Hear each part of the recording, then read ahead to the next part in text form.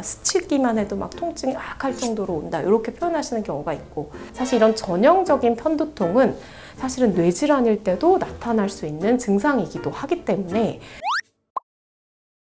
안녕하세요. 저는 세란병원 신경과 이윤주입니다.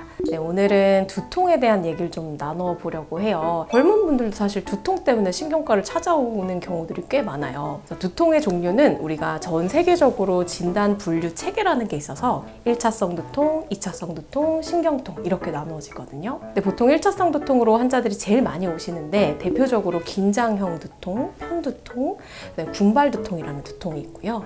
2차 두통은 말 그대로 다른 원인이 있어서 2차적으로 두통이 증상으로 생기는 경우를 얘기해요. 제일 많이들 걱정하시는 뇌질환, 예를 들면 뇌종양이라든지 아니면 뇌졸중 또는 어떤 혈관, 뇌혈관 질환이 있다거나 또는 정신과적인 문제, 우울증이나 수면 문제 이런 것 때문에도 두통이 생길 수 있어요. 그리고 이제 마지막 우리가 두통 중에 신경통증이라고 얘기하는 거는 보통 3차 신경통, 그리고 후두신경통 이런 것들이 있고요. 신경통증 양상은 일반 두통하고는 조금 증상 양상이 좀 달라요. 대부분 강도도 굉장히 세고 막 찌르는 것 같다, 전기가 온다, 스치기만 해도 막 통증이 할 정도로 온다 이렇게 표현하시는 경우가 있고, 그래서 신경통증은 조금 전형적인 증상이 있기 때문에 요거는 사실 뭐 특별하게 다른 거하고 고민해 볼 여지가 없는 경우들이 많아요. 우리가 제일 많이들 걱정하시는 것 중에 하나 이제 편두통이라는 건데요. 환자분들이 그냥 한쪽 머리가 지끈지끈이 편두통 아니에요? 이렇게 하고 오시는데 생각보다 그렇지 않아요.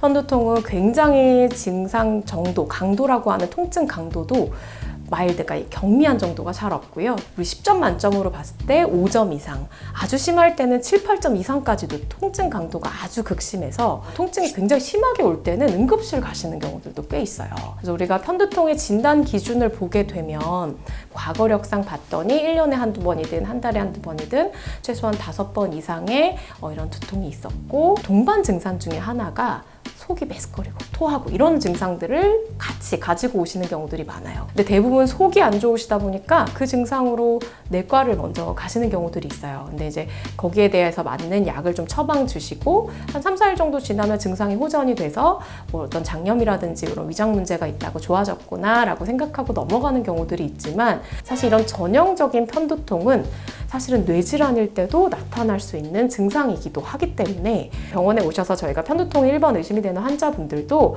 MRI에 나쁜 종양이라든지 다른 혈관지라든지 이런 게 없네요. 그럼 정말 편두통이 맞겠습니다 라는 걸 보려고 감별하기 위해서 영상을 사실은 찍어볼 필요는 있습니다. 치료라고 얘기하는 것은 대부분 이제 통증에 대한 조절하는 치료가 될 텐데, 대부분 두통약이라고 얘기하는 거는 흔히 쓰는 진통제들도 있을 거고요.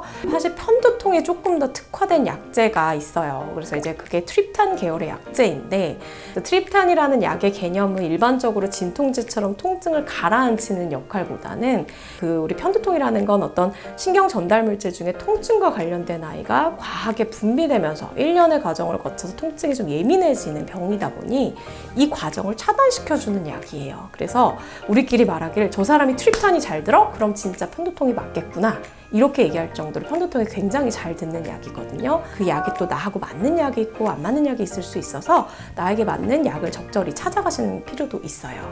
굉장히 너무 자주 횟수가 있고 강도가 너무 심해서 내가 일상생활이 너무 힘들어요 할 정도로 편두통이 심한 분들이 주변에 아마 몇 분 계실 거예요. 딱 떠오르시는 분들이. 쟤는 뭐 이렇게 징징거려, 왜 이렇게 두통 따위로 저렇게 힘들어하냐, 얘가 나약해, 이게 아니고 정말로 편두통 환자들은 차 타고 멀미 심하게 하는 거를 한 달에 한두 번 정도 있다고 생각을 하시면 그게 얼마나 일상생활이 힘들지를 상상해 보시면 느낌이 오실 거예요. 그러면 이런 경우에는 우리가 어떻게 하냐? 사실 우리 예방약을 써야 돼요. 아플 때 먹는 게 아니고 사실은 아프든 안 아프든 매일같이 먹어야 되는 약이에요. 또 이제 약이라는 건 항상 좋은 게 있으면 나쁜 게 있기 때문에 어떤 약을 먹어도 내가 부작용을 감안하고 지금 아프지도 않은데 이 약을 예방적으로 계속 먹는 게 맞을까? 이거는 사실 고민해 볼 여지가 있어요.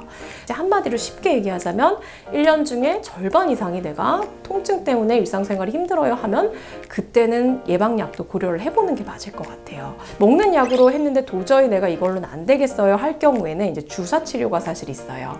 우리가 예전에는 보톡스 치료라는 걸로 우리 통증을 조절하는 두통 보톡스를 놓기도 했고요. 최근에는 우리 아까 잠시 제가 언급을 드렸던 통증과 관련된 신경 전달 물질 차단시키는 항체 주사를 쓰게 돼요. 보통 이제 예방약을 드시던 차에 도저히 이게 조절이 안 돼요 할 경우에는 저희가 그 약 주사를 조금 처방받아서 맞아보시는 걸 추천드리기도 합니다. 제가 말씀드렸던 그런 증상이 있다면 반드시 병원을 내원해 주시고 기저에 뇌에 문제가 없는지 확인하는 거 1번. 두 번째, 편두통도 어느 정도 내가 일상생활에 불편하지 않을 정도로 약물 조절을 할 수 있는 병이기 때문에 참지 말고 꼭 병원을 내원해 주셨으면 좋겠습니다.